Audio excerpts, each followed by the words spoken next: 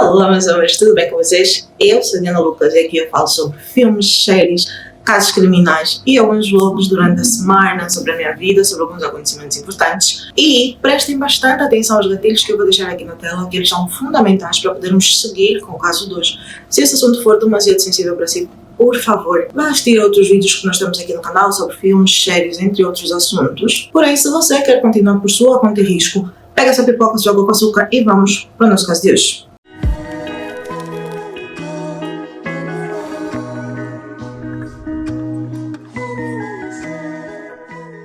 Antes de nós começarmos o nosso caso, eu preciso dar-vos uma informação muito importante. Todas as informações que eu vou trazer para esse vídeo especificamente são baseadas num livro que foi escrito supostamente pela Leonarda, que é a nossa personagem principal de hoje, ou pelos seus advogados. Apesar do filme estar intitulado sendo dela, muita gente acredita que foi escrito pelos seus advogados enquanto administravam a situação dela enquanto ela estava viva. Então, há muita coisa que pode vir a faltar, mas também existe muita coisa que pode ser complementar.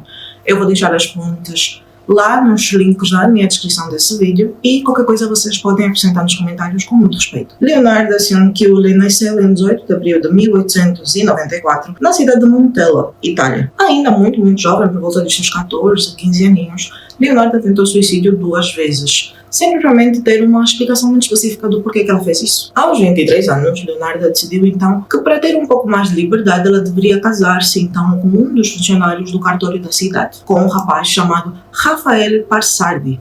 Porém, os pais da Leonarda não são muito de acordo com essa decisão que ela tomou, já que eles tinham um outro pretendente em mente e uma outra vida para Leonarda e não uma vida tão simples como a que ela teria com o Rafael. Então, essa mãe, após o casamento, decidiu amaldiçoar a Leonarda e ela acreditava muito nesse tipo de coisas, nesse tipo de situações. Em 1921, o casal então muda-se para a cidade natal de Rafael, que é a cidade de Lauria, em Pontesa, onde o casal começou a aplicar vários golpes de seguro e acabaram por ser presos 6 anos depois. Porém, eles acabaram por ser soltos e eles decidiram mudar-se novamente. E eles dessa vez foram para Lacedônia, em Avellino, onde infelizmente a casa foi construída e posteriormente destruída no terremoto de Irpina. E por fim, eles mudaram-se então para a cidade de Correggio, onde a Leonarda decidiu abrir uma loja. Ela acabou se tornando bastante popular e respeitada dentro desse bairro. Durante esse período todo do casamento da Leonarda e do Rafael,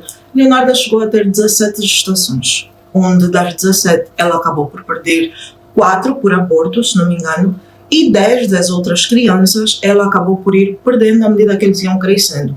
Por enfermidades, por supostamente maus cuidados. Era uma época muito complicada, então tanto para a medicina quanto para cuidados com crianças. Realmente a vida era um pouco mais acelerada porque vivia-se pouco. O Rafael e a Leonarda acabaram por perder os seus filhos desse jeito, ficando apenas com 3. E dos 3, a Leonarda tinha, sem dúvida nenhuma, um filho favorito. Em 1939, chegou então o recrutamento na Itália para a Segunda Guerra Mundial e o seu primeiro filho, pelo menos o filho mais velho que ela tinha então dos 3 que sobraram, que foi José.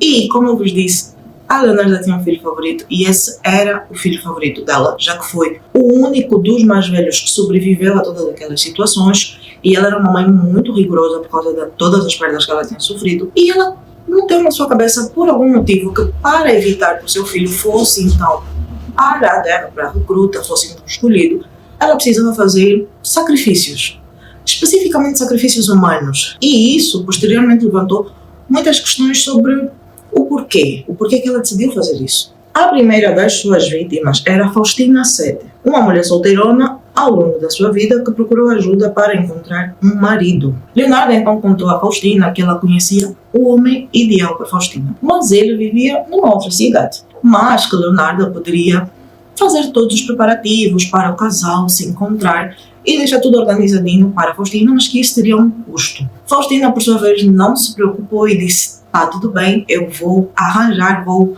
me desdobrar nos 30 para poder te dar, mas tu precisas me arranjar esse marido." Um dos acordos que a Leonarda e a Faustina tinham era especificamente de que, primeiro, a Faustina não podia contar a absolutamente ninguém que a Leonarda estava-lhe a fazer esse favor de encontrar esse marido para ela, já que muita gente poderia crer ou podia olhar mal a Leonarda por estar a fazer essa ajuda à sua amiga.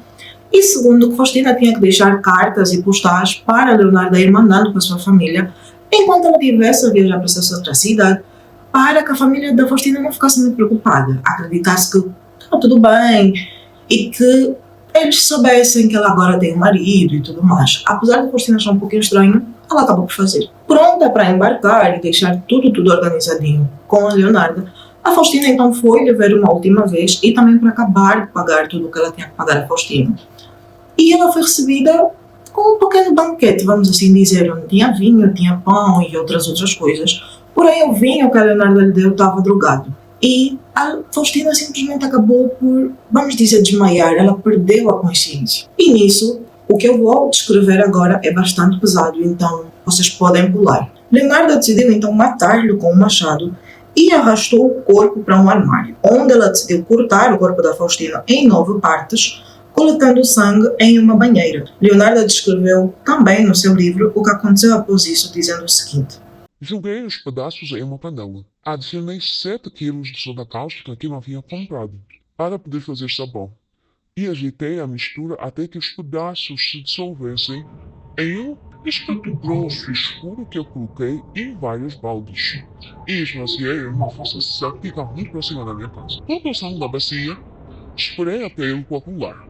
Sequei o forno, moí e misturei com farinha, açúcar, ovos e leite, além de um pouco de margarina, assando todos os ingredientes. Fiz muitos bolos crocantes e servi-os às mulheres que vieram os visitar, embora Giuseppe e eu também os coméssemos. Algumas fontes também dizem que, ao todo, a Leonarda acabou por receber 30.000 libras de Faustina, mais algumas joias e algumas outras coisas, para poder fazer esse trabalho antes da Faustina morrer. A sua segunda vítima foi Francesca Suave, quando Leonarda convenceu-lhe que havia encontrado um emprego para ela, em uma escola para meninas na cidade de Piacenza. Como no caso da Faustina, Leonarda também convenceu então a Francesca de escrever várias cartas e postais para sua família para contar as novidades sobre esse novo emprego, sem citar a Leonarda, e que ela também poderia deixar algumas coisas que ela quisesse, como roupas e tudo mais, tudo menos, organizado na casa da Leonarda,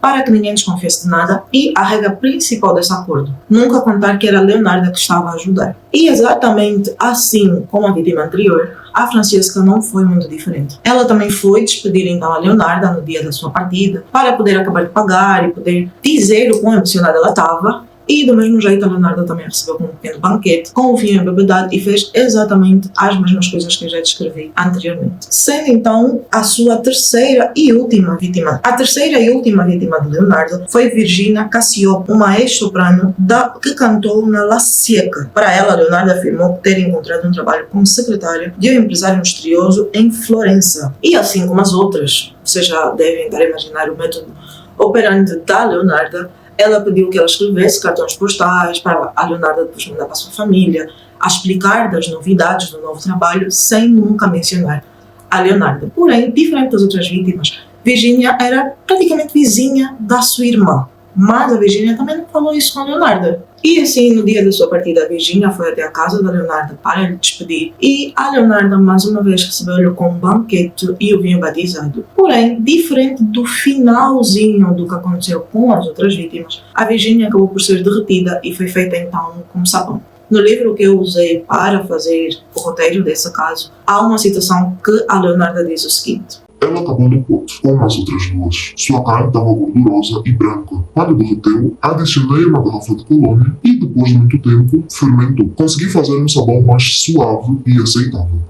Dei barras a vizinhos e conhecidos. Os bolos também eram melhores. Aquela mulher era realmente doce. Até onde se sabe, a Leonarda, dessa última vítima, que foi Virginia, ela acabou por receber 50.000 libras, joias e títulos públicos de propriedades e algumas outras contas bancárias. Também descobrimos que a Leonarda vendeu todos os pertences que as vítimas acabaram por deixar na casa nessa última visita à Leonarda. Porém, como eu vos disse, a Virginia não havia comentado com a Leonarda que ela era vizinha da sua irmã e que a Leonarda também poderia fazer alguma coisa pela sua irmã, ou simplesmente soltou. Não.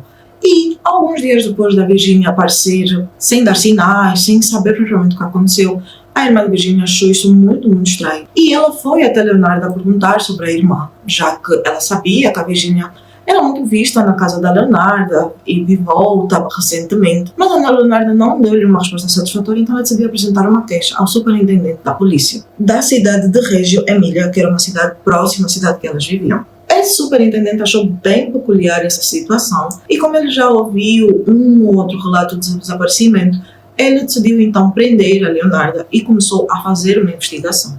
No início, a Leonarda decidiu não colaborar de modo geral e ela dizia que ela não tinha nada para confessar, só que ela era uma mulher muito pequena, ela tinha 1,50 m, ela tinha mãozinhas pequenas, ela era assim bem rechonchudinha, uma pessoa que você provavelmente naquela época especificamente não desconfiaria. Ela tinha uma loja, ela era muito querida, ela dava bolo às pessoas.